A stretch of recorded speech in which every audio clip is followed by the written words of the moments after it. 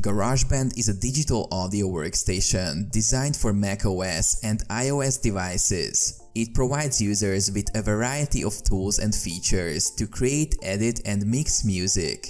To start using GarageBand, users can choose from a variety of pre-recorded loops, virtual instruments, or record live instruments using a connected microphone or instrument cable.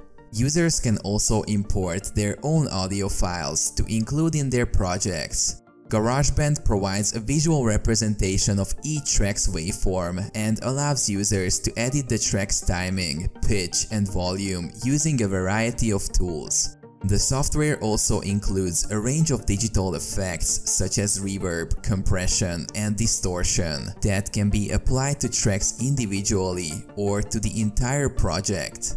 Once the music is complete, users can export their tracks to a variety of formats, including MP3 and WAV.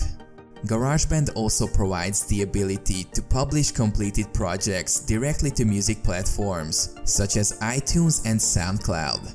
GarageBand is a powerful music creation tool that is accessible to musicians of all skill levels. It is widely used in the music industry and has been the starting point for many successful songs and albums.